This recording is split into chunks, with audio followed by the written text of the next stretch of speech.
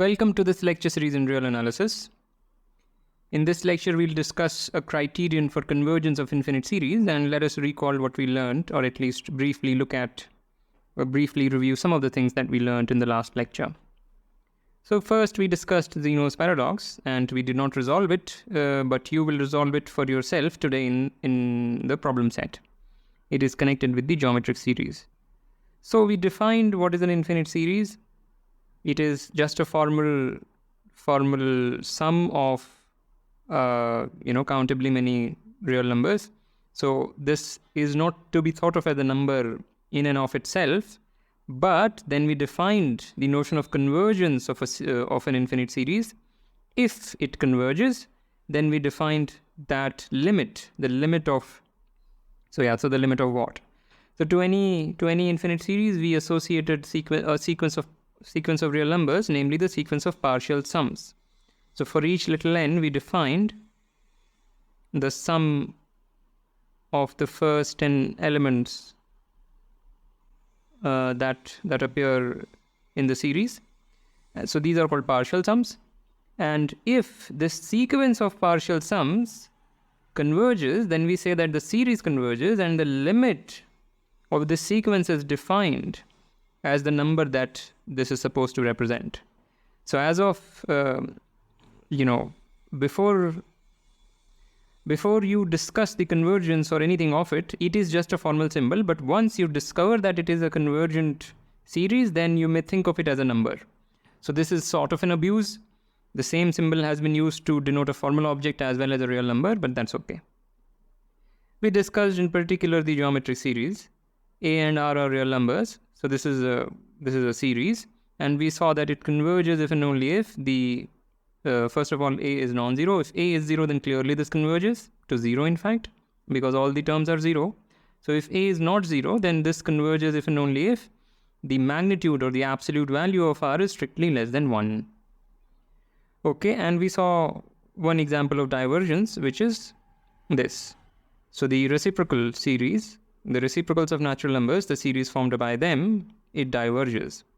However, we also saw that this series, the reciprocal squared, this converges. What it converges to, we did not discuss, but we saw definitively that it converges. And same for power 3, power 4, and so on. Okay, so let's proceed. Here are some problems for practice. And this is the question where you resolve Zeno's paradox for yourself, or answer it in one way for yourself. Okay. So here is a very simple criterion to decide whether a given series converges.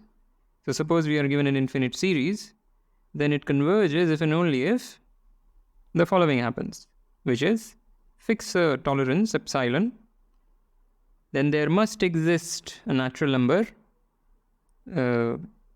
capital N, such that if you sum things beyond that point, so m and n both are greater than equal to n, and here I can also write that n is at least m, otherwise it will not be meaningful.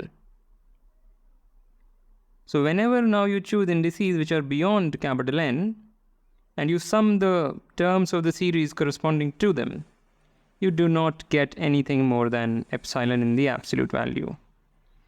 May look like some mysterious thing, but visualize it, try to visualize it, and the proof is just one line. So we have this sequence of partial sums. Maybe I'll use some other symbol. Let me use maybe, Q maybe.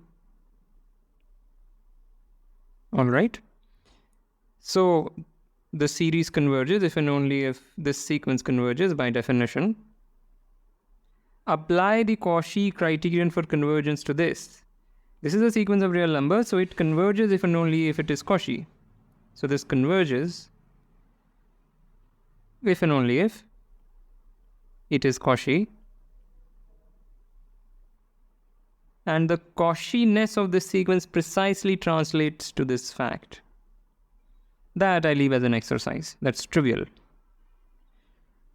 Okay, so very simple. It doesn't even look like a very useful thing maybe. But let us look at a small application. The application is pretty significant, but it's not like we are going to have a magical application of it. But yeah, let's see. So here's a very interesting thing. Last time we saw that this series diverges. If you sum up all the reciprocals of natural numbers, you get arbitrarily large sums. If you take the first capital N of them, meaning if you take this sum, this grows larger and larger if capital N grows larger and larger. That is what we saw. We can say much, much more. So this time what we have is, we are only summing the reciprocals of primes. Not all natural numbers, but only the primes. And we claim that even that diverges. Even though the primes form a thin slice of natural numbers in a very precise sense, primes are not very frequent. But even their reciprocal sum grows larger and larger. If you sum up to the hundredths prime, you get some number. You sum up to the thousandths prime, you get a bigger number. But this growth is unbounded. That's what this says. So just to be very, very clear, what is this notation? So, and we will use this notation. So let pk denote the kth prime. So for example, p1, the first prime is 2, the second prime is 3, the third prime is 5, and so on. So what is written is k going from 1 to infinity, 1 upon pk, this diverges. We may also write, I don't know if I introduced this notation, we may also write that this is equal to infinity. What that means is that the sequence of partial sum limits to infinite.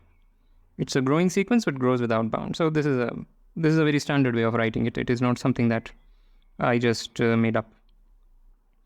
Okay, so this is what we want to understand. And I'm not going to give all the details in all its glory, but I'll try to convey the main idea behind this proof. And you can easily convert that to formal proof. And you should think about it before I discuss what I want to say. You should think about it. It's a very, very interesting puzzle. Okay, so suppose not. All right, and to understand things well, let us just assume even something more, that this sum is less than 1. It converges, so it is some real number, and it has to be a positive real number. It cannot be 0.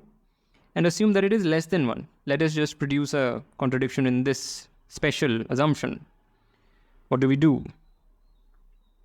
So here is the first seed of the idea. Let's raise it to a high power, and just for starters, raise it to the power 2. So whatever this value is, less than 1, this will be even smaller, right? But if we open this out, meaning if we have two brackets, squaring meaning we have two brackets, the first bracket and the second bracket contain the same things, but there is a sum in the first bracket, there is a sum in the second bracket. Multiply the way we multiply usually for finite sums. What we will see is, and this requires rigorous justification, which we haven't developed yet, so I put it in quotation marks. What we will see is this sum. I don't know if I mentioned, but I'm not going to give too many details in this proof. I will only try to present the main ideas. So this we should be able to believe. What I'm doing is just the basic algebraic fact. If we have a finite sum and we square it, we are just writing it as a double sum, right? So that's what we are doing, but of course we are fudging this appearance of infinity. Now, if you look at this, what is this? This is what kind of things it will feature. It will feature 2 times 1 upon 2 times 2, 1 upon 2 times 3, 1 upon 2 times 5, 1 upon 2 times 7, and so on. And 1 upon 3 times 3, or rather first 3 times 2, and then 1 upon 3 times 3, and then 1 upon 3 times 5, and 1 upon 3 times 7, and so on, and similarly more terms for each prime. So that's the kind of terms that we will see here. So what we observe is that a lot of natural numbers in their reciprocal form are appearing. A lot of them are appearing, but not all of them. For instance, we are definitely missing things like this: 1 upon 2, 1 upon 3, 1 upon 4, and so on. We are missing them. Correct? So suppose doing this magically had made us see all reciprocals of natural numbers, then what would we have said? That this sum is infinite, but at the same time, this is less than 1, because that is less than 1, so that would be a contradiction. But we have a hiccup, because clearly this is not showing up or not featuring all reciprocals of natural numbers. Can we fix that? Well, first we need to, just this power 2 will not do. We kind of need to do power infinity, so to say. Not infinity, but at least a high power. So that we can feature a lot of the first few natural numbers in the reciprocal form. But if you raise it to a high power, then you don't see small powers of primes. At the very least, you miss them. So here is a clever fix of that. What we will do is exploit the geometric series. We have the sum. This to the power 1 is what we have. This is less than 1. Then you have the same thing with power 2. Then you have the same thing with power 3. Same thing with power 4, and so on. Now, since this is less than 1, so is this, right? This is a geometric series where the common ratio is having absolute value less than 1. So this is convergent. This converges to some finite number. However, if you open out all the brackets, here there is nothing to open out. It's all reciprocals of primes. Here, product of reciprocals of product of 2 primes, reciprocals of product of 3 primes, and so on. So what you see is 1 upon product of finitely many primes for any choice of finite number. If you want product of k primes, all the reciprocals of product of k primes will be appearing here, where k is any natural number of your choice. But then by the fundamental theorem of arithmetic, since every natural number can be expressed as the product of finitely many primes, what we see is that here the reciprocals of every natural number appear. The reciprocal of every natural number appears in the sum, perhaps even multiple times, because we are producting, right? But at least once it definitely appears, but we already know that the sum of reciprocals of natural numbers diverges, and that contradicts the fact that this is finite. So that's the idea of the proof, or at least the idea of the proof in this case. How do you make this precise? How do you make this idea precise? Well, what you do is, since this is less than 1, if you replace this infinity symbol with a large natural number, it will still be less than 1, but very close to this guy. And in the process, you're seeing many primes, a lot of the first few primes in the reciprocals. So here, everywhere you write capital N, and then you show that in this whole thing, you are able to see the reciprocals of natural numbers for a big, all natural numbers which are smaller than a big capital M. So you will be able to show that you can make this as large as you want as you raise the natural number here in place of infinity. As you collect more and more of them, in this sum, the value of this sum increases more and more without bound, and that's it. So that is how you can make it precise. I don't want to write all of that down. But even this argument is not complete, because we are assuming that this is less than 1. What if this is not less than 1? What if we have this as some huge number, maybe let's say 10,000? How do we conclude from there? So here is where we use Cauchy's criterion. So by Cauchy's criterion, this sum for some large enough capital M is less than 1. Right? For some large enough capital M, and just for the sake of understanding, let me assume that starting from the second prime onwards, And here everything will become clear. Once we see the argument for this, everything else will follow. Suppose this is less than 1. Right? Assume this is not less than 1, but that is less than 1. So if you just drop the first term, you get something less than 1. Can we arrive at a contradiction? Well, we'll play the same trick, this kind of trick.